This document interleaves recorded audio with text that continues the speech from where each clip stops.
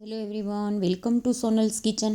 આજે બનાવીશું કડવા કોઠીમડાની કાચરી. આ કાચરી બનાવી અને આખું વરસ સ્ટોર કરી શકાય છે. આ રીતે બનાવશું તો જરા પણ કડવી નહીં લાગે. તો ચાલો રેસીપી જોઈ લઈએ.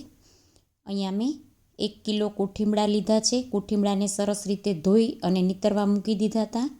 હવે ઉપર અને નીચેથી આ રીતે કટ કરી અને એક કોઠીમડાની આ રીતે 4 ચીર કરશું. આ રીતે જ આપણે બધા જ કોઠીમડા સુધારી લેશું. કોઠીમડા એમને ખાઈએ તો કડવા લાગે છે, પણ કાચરી જરા પણ કડવી નહીં લાગે. બધા જ કોઠીમડા સુધારાઈ ગયા છે. હવે એમાં 4 ચમચી મીઠું નાખી દઈશું અને 1 લીંબુનો રસ નાખશું. લીંબુ છે એ પ્રિઝર્વેટિવનું પણ કામ કરશે.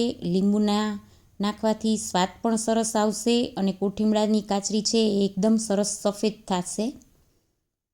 હવે બધું એકદમ સરસ મિક્સ કરી લઈએ અને 3 થી 4 કલાક માટે ઢાંકી અને રહેવા દેશું. 4 કલાક પછી એમાં જે એક્સ્ટ્રા પાણી હશે એ બધું જ નીકળી જશે.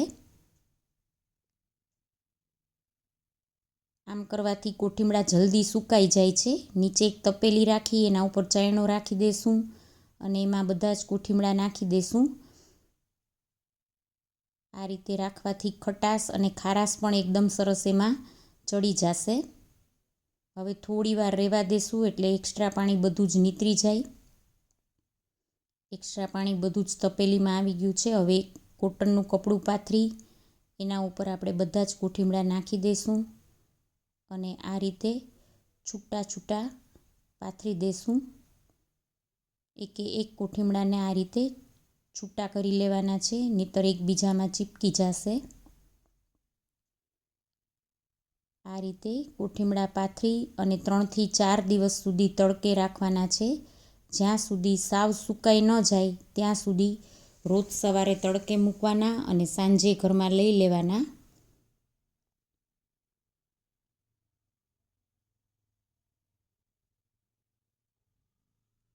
આ કાચરી ખીચડી, ભાખરી, રોટલા સાથે ખૂબ સરસ લાગે છે. 4 દિવસ થયા છે. કોઠીમડા સરસ સુકાઈ ગયા છે. આ રીતે હાથમાં લઈ અને જોવાનું. આ રીતના એકદમ સરસ કડક કોઠીમડા થઈ જવા જોઈએ. હવે એક કાચની બરણી લઈ અને એમાં ભરી લેશું. આ કોઠીમડાને આખા વરસ માટે બરણીમાં સ્ટોર કરી શકાય છે. એરટાઈટ બરણીમાં ભરવાના.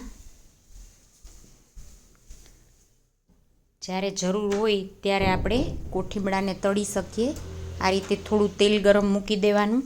ગેસની ફ્લેમ છે એ સાવ સ્લો રાખવાની અને એમાં 5 થી 6 કોઠીમડા નાખી દઈશું અને તરત જ આ રીતે એક વખત હલાવી અને કાઢી લેશું, નહીંતર લાલ થઈ જશે. અને તેલ પણ બહુ ગરમ નહીં કરવાનું, નહીંતર તરત જ લાલ થઈ જાય. જરૂર પૂરતા કોઠીમડા આ રીતે આપણે તળી લેશું. ફરી થોડા નાખશું, એક વખત ફેરવી અને આ રીતે કાઢી લેશું.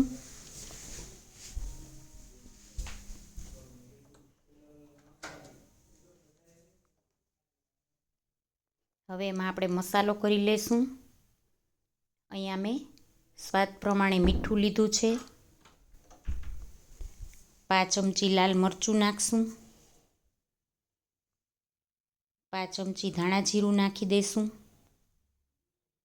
બાળકો માટે કરવા હોય તો થોડો ચાટ મસાલો પણ નાખી શકાય. બધું બરાબર મિક્સ કરી લેશું.